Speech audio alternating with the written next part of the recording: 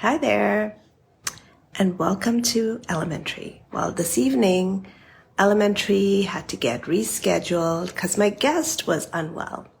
However, in saying that, how are you doing this Monday? I hope you're having a fabulous evening from wherever you're watching. But today I wanted to talk about a couple of different topics, and I'm happy to take any questions that you may have along the way. So today's topic is really all about rental equipment. And when you go to buy a house, are you getting surprised that the rental equipment part of a house is no longer just the hot water tank? It's actually, your furnace, your AC. And how do you deal with that?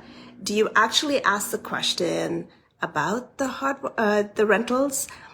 Do you get your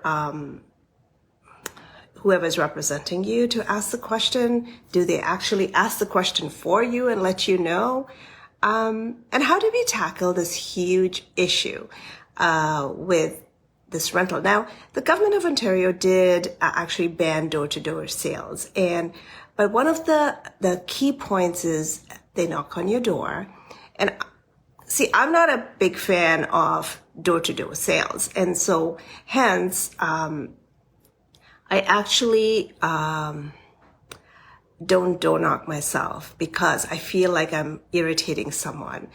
The other part to it is I don't think most people answer, but for the few that do answer the door, I think what then happens is they may get sucked into buying something. For example, true story, my daughter's neighbor, the guy knocks on the door and wants to sell them something, and they say they're not interested.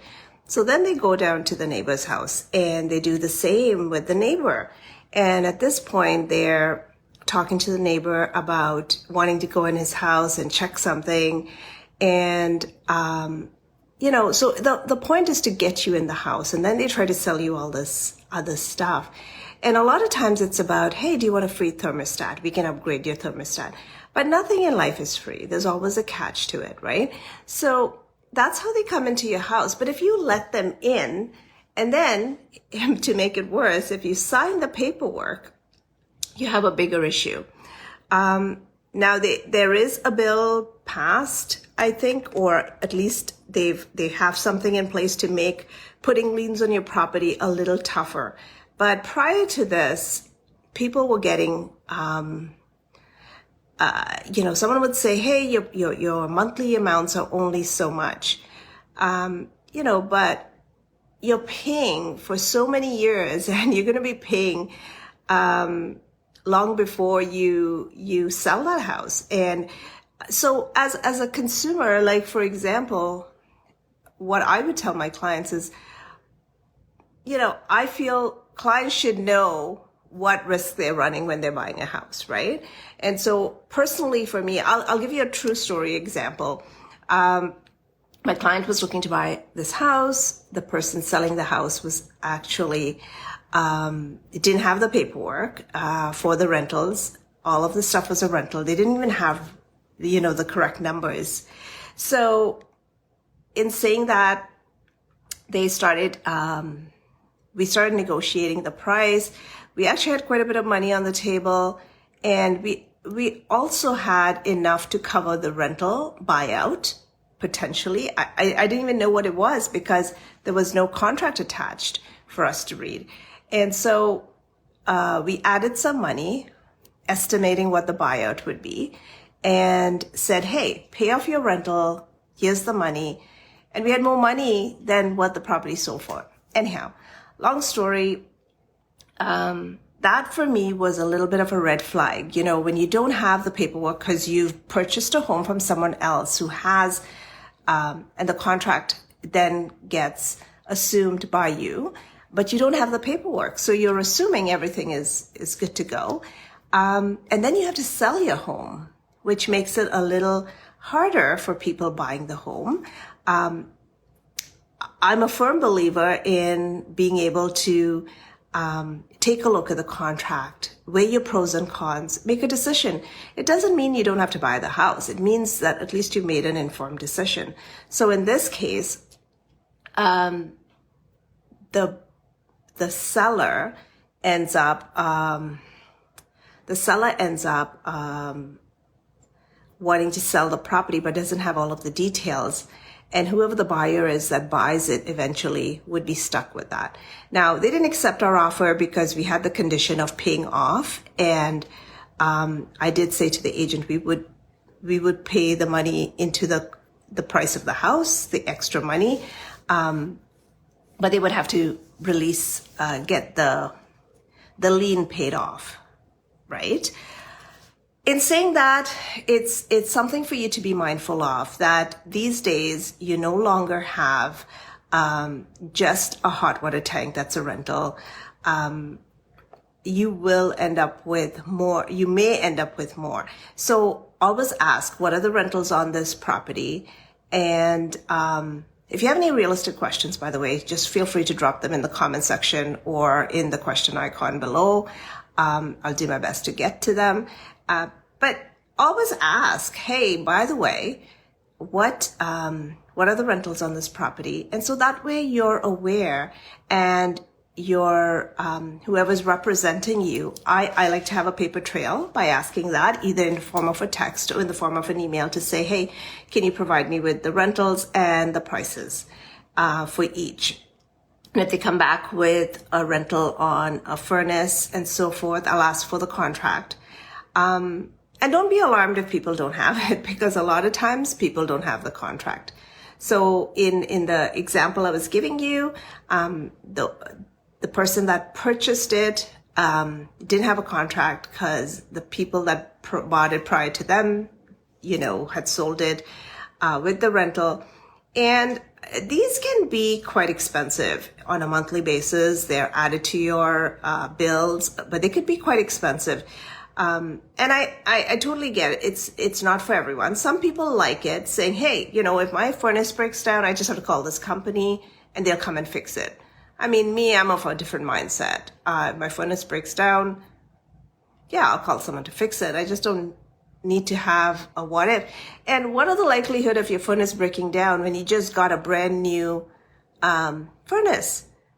And if it breaks down, there's a bigger problem, right?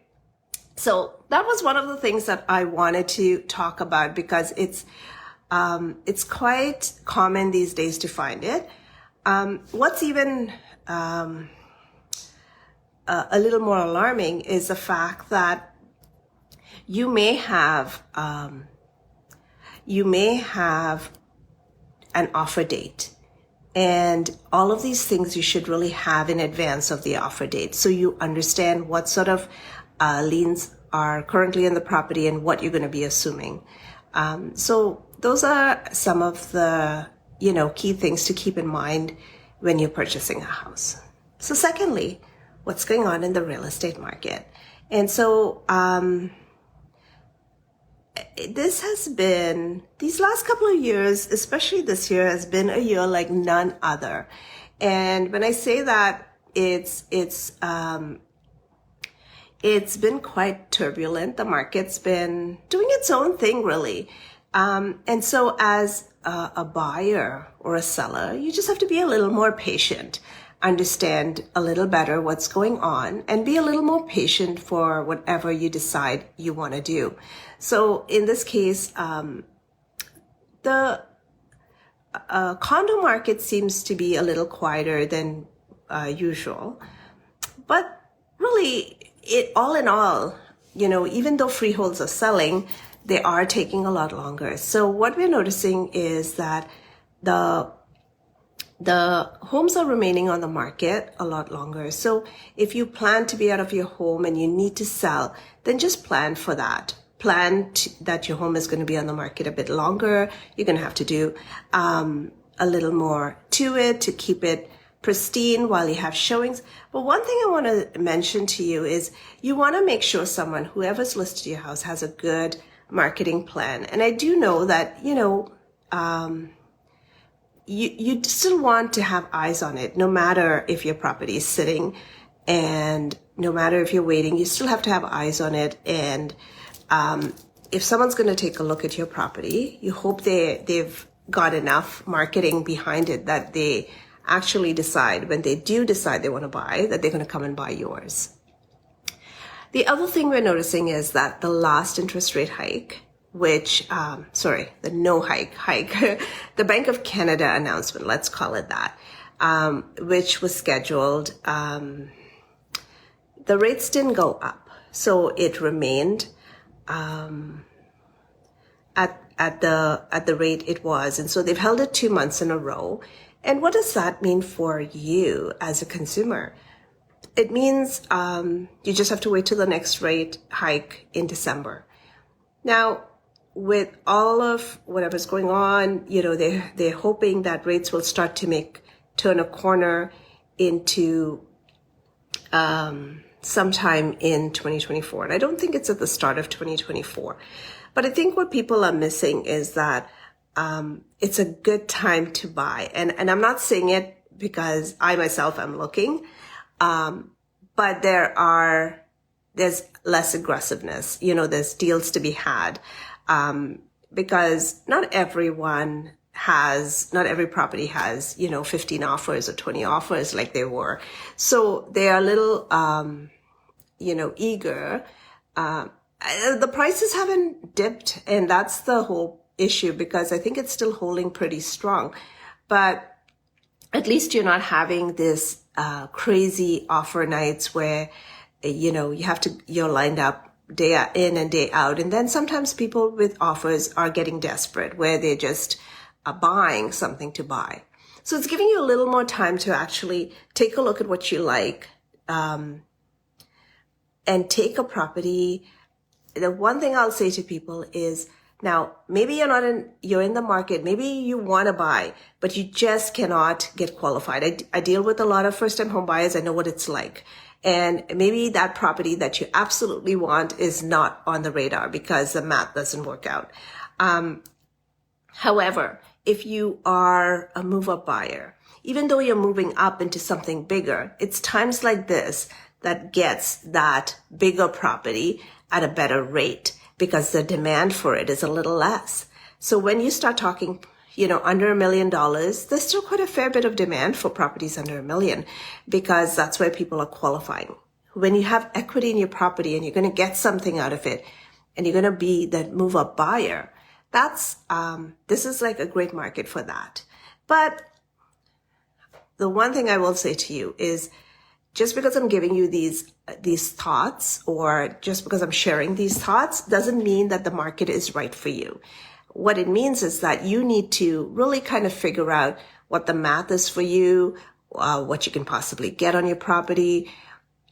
The stars have to align for you, right? Like, it's just not about buying. There's a lot that goes into this process, and a lot of thought that goes into this process. And if it's the right time to buy for your family and you, then you should think about it.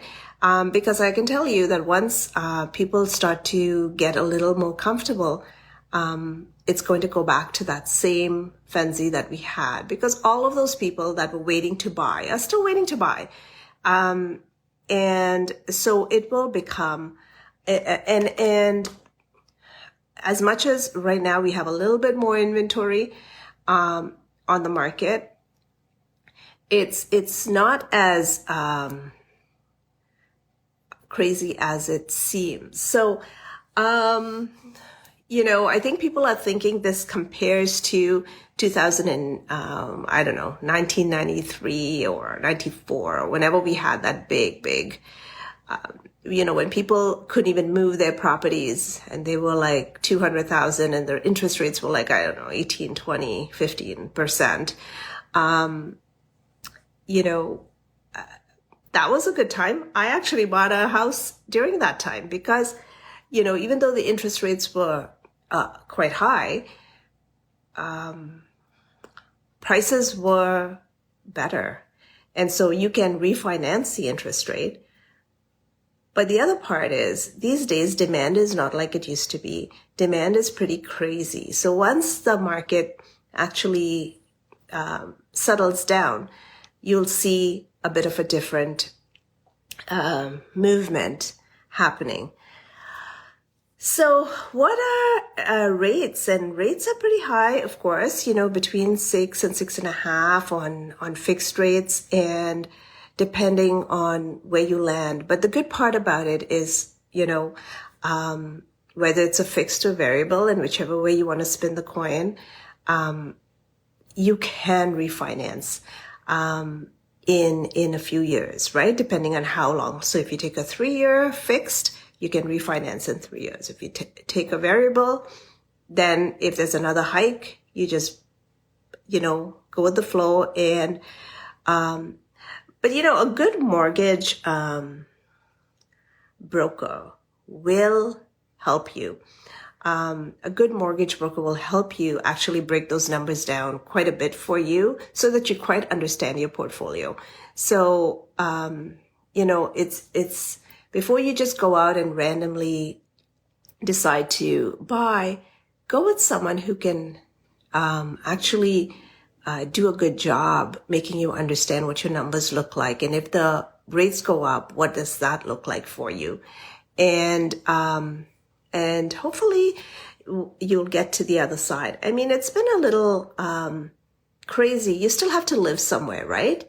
And for some people, yes, absolutely, renting is the way to go, because that's all that can happen right now for them. But one of the things I want to leave you with is, don't give up. If you're a first-time home buyer, then I can tell you I've worked with the smallest budgets, the largest budgets. But don't give up, because your day will come. You just have to save. I know we're living in this huge consumer world where we want everything now.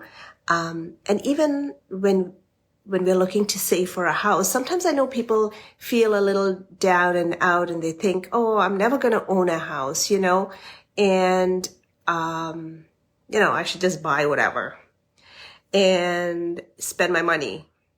Yeah, live your life, but save as well, because your day will come. And I can tell you, the way my mind works is when I set my sight on something, I achieve it.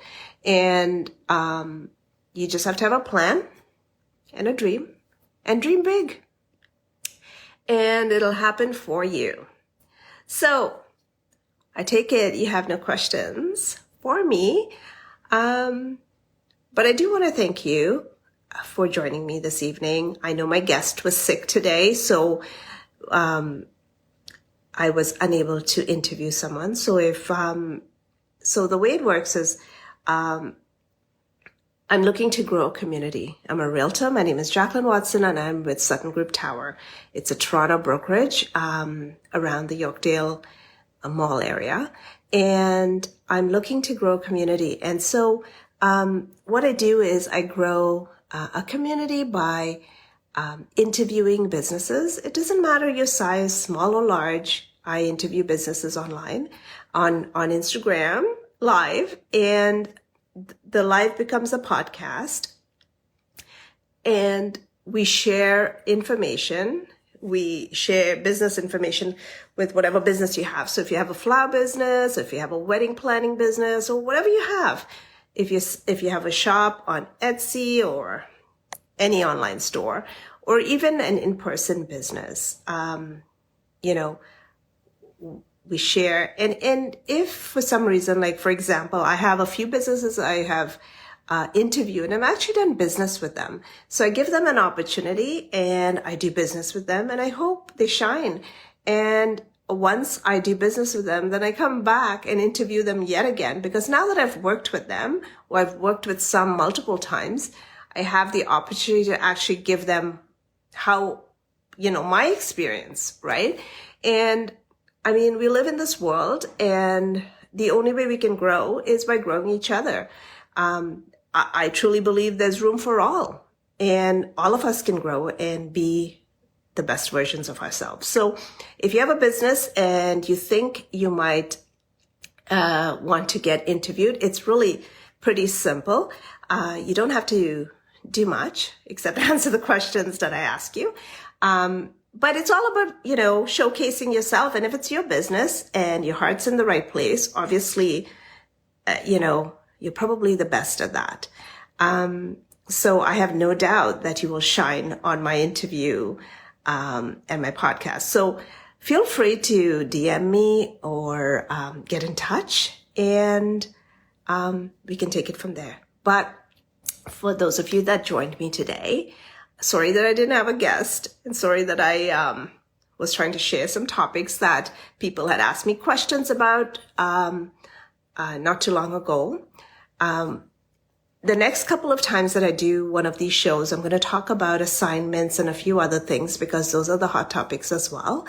And so I hope you will join me. But until then, thank you again for spending your time with me. It's so appreciated. And I hope I don't scare you today, because I do not have any makeup on. And I just, I didn't have the heart to really kind of reapply my makeup. So have a great evening. And until next time, we'll see you soon. Thank you again. Bye for now.